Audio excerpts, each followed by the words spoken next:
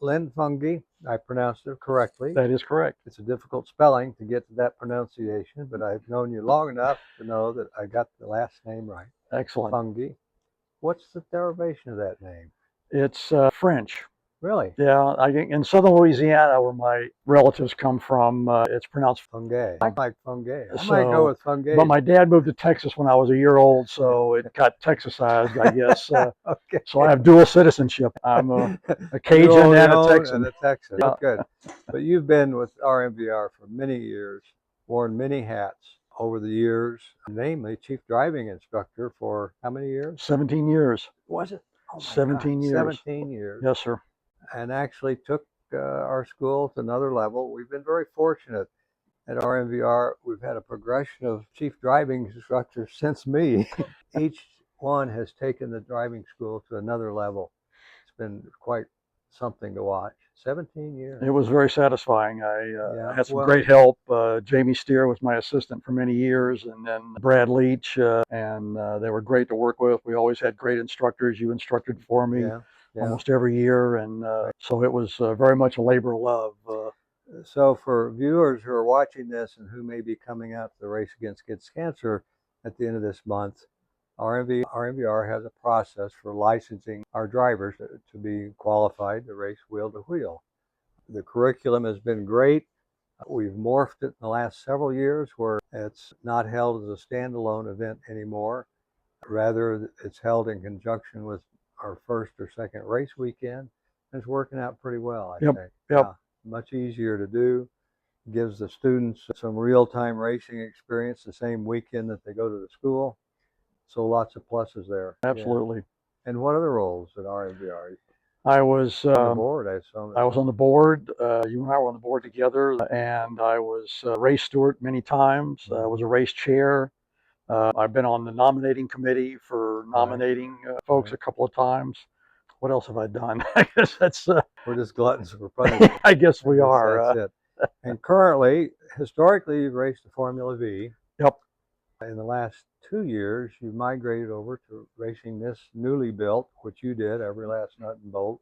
Yep. Super Beetle. Do I have Correct. That right? Yep. And so far, you're happy with it? So far, it's been a labor of love. Also, my first brand new Volkswagen was a 1971 Super Beetle in 1971. Oh wow! And so this is bringing it a little bit full circle. In '72, they developed a Pro Series to support the Big Boy Trans Am series with the Camaros and the Mustangs, and it was called the under 2.5 liter series, and the Datsun 510 came out at that time, and I think they won 11 out of the 13 races that year.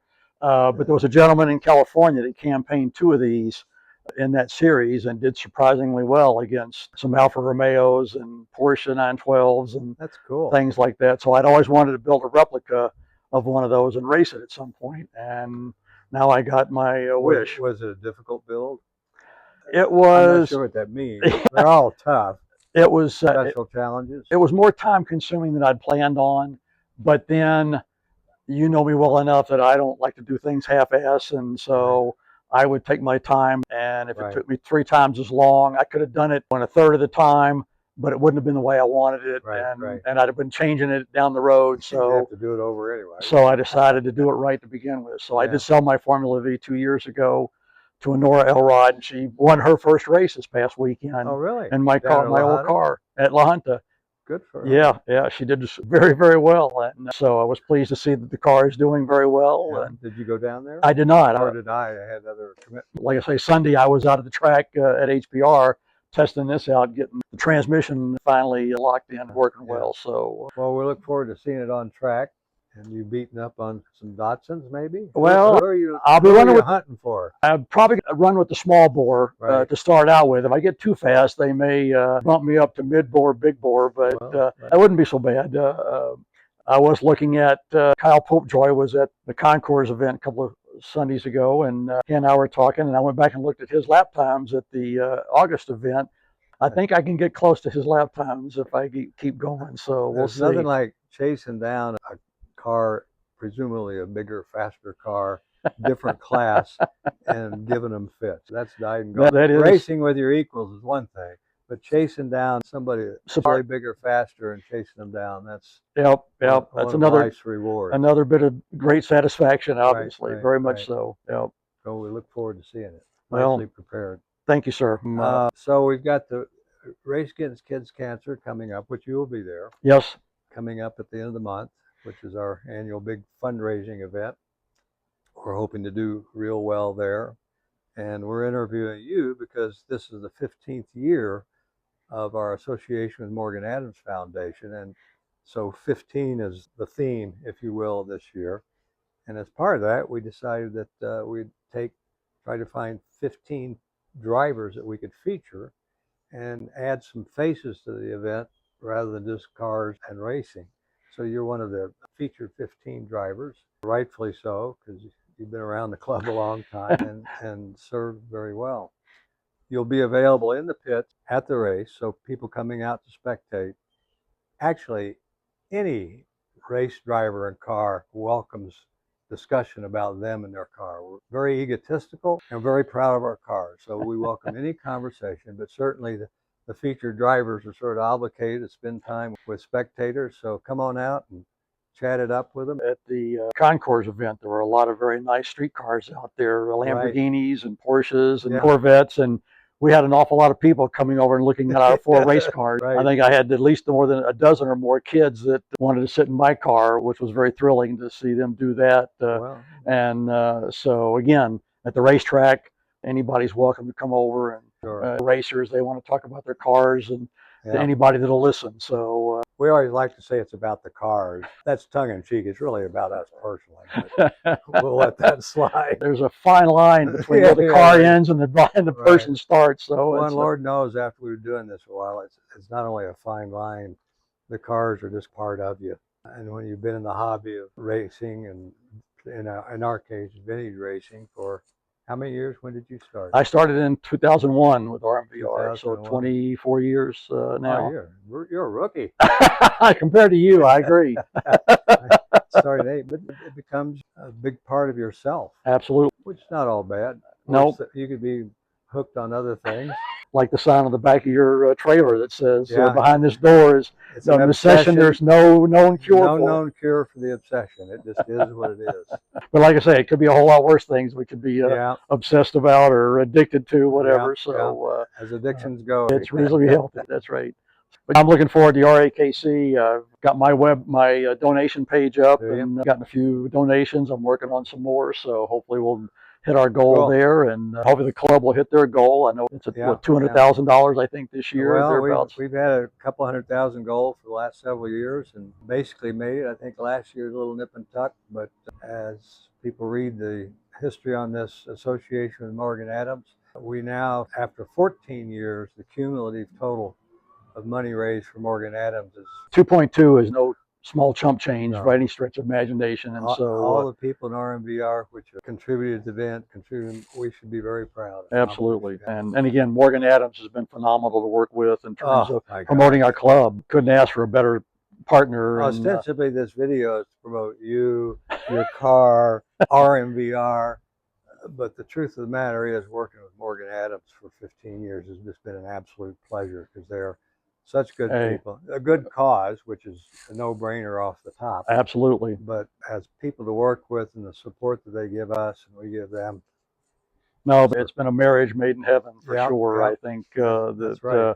It's been mutually beneficial, and hopefully will continue for many years to come. And we just have a lot of fun. Hey, nothing wrong with that. You can have a worthy cause and help some kids that need it in a desperate way, and be able to have the enjoyment of being on the racetrack. Even the days I went out and the car wasn't working very good, still beats a day in the office, right? Exactly right. Again, for those watching this interview who come out to the track at the end of the month, there's all kinds of activities. One activity in particular that you want to try to do is we call it Ticket to Ride, which is during the lunch hour on both Saturday and Sunday. For a donation, you can take a 3-lap ride as a passenger in race cars or supercars, and it'll be an experience you will never forget. And it's a big part of the extracurricular activities for the weekend, and a significant fundraiser for the weekend. but I have never talked to anybody that got out of one of those cars after 3 laps said, "Well, that was dumb." They all say, it's "Oh my it's hard to God." wipe the smile off their Yeah, face. particularly it's people that have never been in a race car, and they get a much better feeling of what it's actually like. I'm So, willing to offer my car if anybody wants to buy a ride in my car. oh, They're absolutely. welcome to I it. think there'd be So a lot of people would fall over just themselves to just go for for a the ride in just a for the super beetle. notoriety, Unique, they'll think it's Herbie, but which is we'll, okay. we'll let that go. Herbie was a first generation Volkswagen race car, Yes, right? that's correct. Yeah, And this is the the later late version. Super Beetle, is that right? Correct. Super Beetle. Yep. But they'll think of it as Herbie. Is this paint scheme at all reflective of the scheme of the ones that race? No, it's quite a bit different. I've got pictures and everything of the car that But was, you did your own thing with but the I paint. decided to do my own thing. Orange and purple have always been my favorite colors, and I picked orange. My first race car was orange. It was a Formula V. Actually, that's not. I autocrossed my Vol. I started autocrossing in my '71 Super Beetle. That's when I first did my first automotive competition. But my first real race car was a Formula V that wasn't a legal V, and it was orange. And I did that because there was a survey back in the day, '74, '5, whenever, that orange was the most highly visible car on the Really? road, and white was second. And I thought, if I want to Really? be on the racetrack at some point, Good. visibility is an important thing. I didn't want people running into me. And so I thought, and I always liked orange, so I've always There tried you to go. have orange race cars. That's intelligent. Well, And as an ex-chief driving instructor who preached relentlessly on situational awareness, yep. meaning knowing what the heck's going on around you, in front of you, behind you, coming up behind, on either side, you might as well contribute to that situational awareness by being visible. Good idea. There's a quote from Randy Pope's driver we know and Yeah. has been at the Yeah. RAKC for many years. RAKC. KC. Gosh, that was tough to get out. And his quote is, "If you can see it, don't hit it." So I figured if you can see the Make it orange car, visible. make it as easy to see as possible. So If you can see it, don't hit it. Simple racing advice from a professional. exactly. Well, Randy's been a wonderful professional racer, supporter of the Morgan Adams event. He's not going to be there this year because of prior commitments. Oh shoot, but only because of prior commitments. But I think he's been at every event for 5 to 8. I don't know how many years running. Back to back, it's been a number. It's a humbling experience. I let Randy drive my Formula Ford one Saturday at the event. He'd never been in a Formula Ford in his life. He was a professional driving bigger sedans and stuff. He went out and promptly did laps almost 2 seconds a lap faster than my very best. Never been in the car or a car like it in his life. And it's like, well, that's why he's a professional and I'm not. It was humbling. For sure. He got in Jack Penley's Formula V. Had never been in a Formula V. This was a couple of years ago when I was still running my V. And we ran the fun race, and we both started at the back.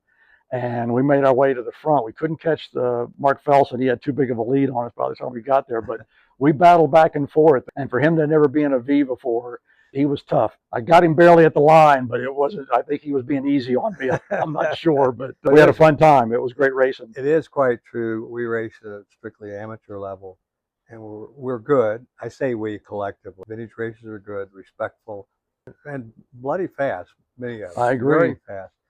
But the difference between us and professional racers is something that, as humans, we can't really comprehend how they do that. Yep, and even going beyond Randy, you get into the IndyCar and Formula One kind of stuff, and those guys, it's just incredible. It looks easy on TV. It's quite remarkable. When I've had my car wiggle at 100 miles an hour, and I think these guys are wiggling cars at 200 miles an hour. Yeah.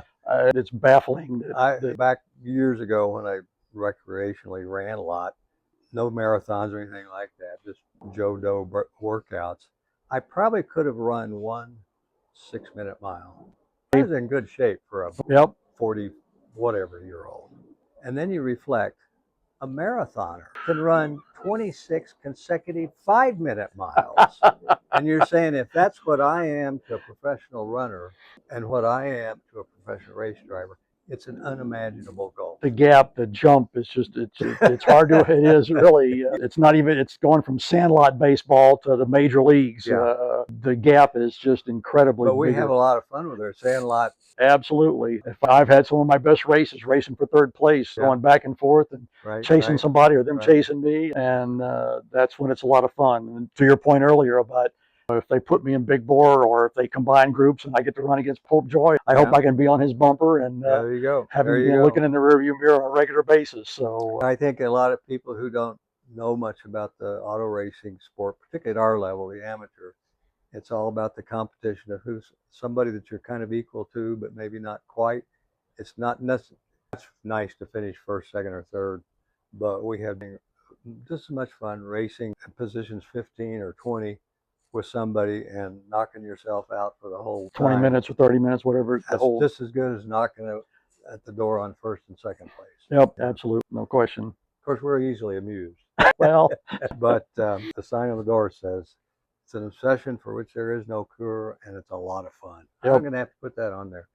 It's an obsession for which there's no known cure, and then a little PS. And besides, it's a pot full of fun. Absolutely. Pot full of fun. Yep. So, well, thanks for talking with us. Okay. We look forward to seeing you out there into the month. I'm looking forward to it. And hopefully people come out to the track after seeing this, say, I want to go see that super beetle and maybe go for a ride in it. Car number 11, that's what they got to look for. So All orange right. and purple super beetle. So All right. Cheers. Yep. Thanks, Lynn. Thank you, sir. Appreciate it.